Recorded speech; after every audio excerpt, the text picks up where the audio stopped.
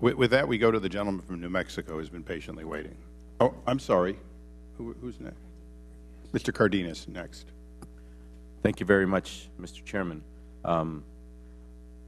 My condolences to all the families and everybody who's suffered from this tragedy.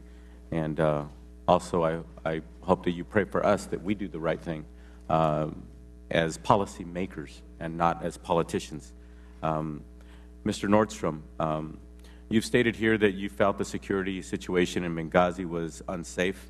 As a matter of fact, you've been very clear on placing blame with a number of people. So given everything that was going on at the time and everything you have said today and what you said on October 10th, at any point did you suggest to Ambassador Stevens that he should not travel to Benghazi on September 11th's anniversary, and that the situation was volatile and that the facility, per your own assessment, was not secure? I had departed post on 26th of July, so I didn't have the opportunity to do that. I would defer that to the RSO that was there at the time, John Martinek. It's my understanding that he also had raised some concerns and discussed that. So you have your opinions today, but you did not have those same opinions back then? I wasn't at post for September 11th. I had departed 6 weeks prior. So, if the gentleman would indulge, I think he's asking, what was your opinion on the day you left relative to Benghazi? Oh, okay, I understand.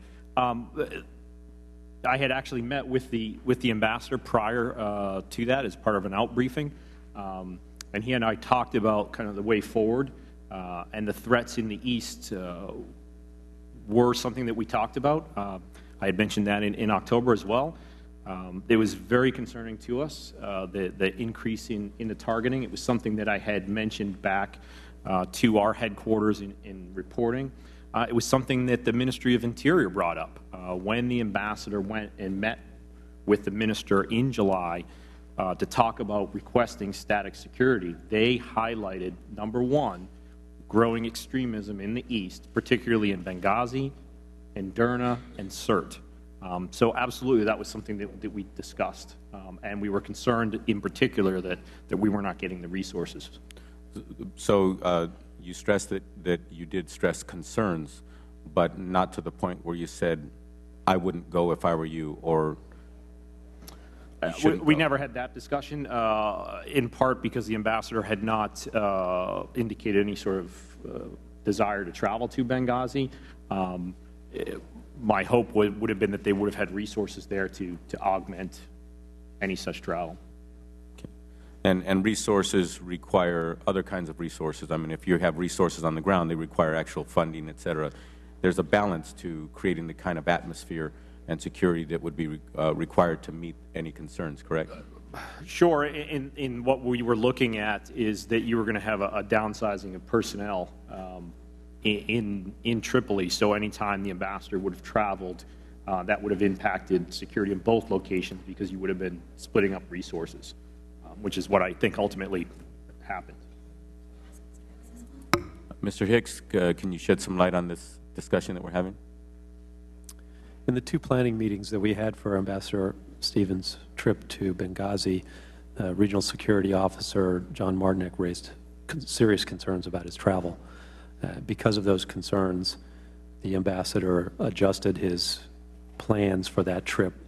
First, he agreed that he would go in a low-profile way. His trip would not be announced in advance. We would not do any planning of meetings until right before he went.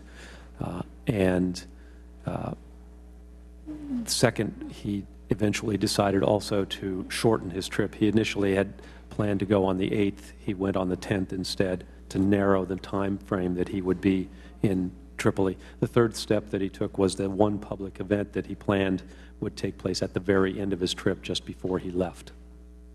Okay. So basically, you're describing what I feel to be consistent. What I've known of the ambassador is that he was very, very committed. He did listen to advice, et cetera, but he was very determined, and he continued to do his job. Exactly. He went there to do his job. He felt that he had a political imperative to go to Benghazi and represent the United States there. in order to move the project forward to make the Benghazi consulate a permanent constituent post. Okay. I'm so proud of his commitment, and that is very consistent with everybody who's come across him. I just hope that we can have that commitment up here as elected officials to do the right thing so this never happens again. Thank you so much. Thank you.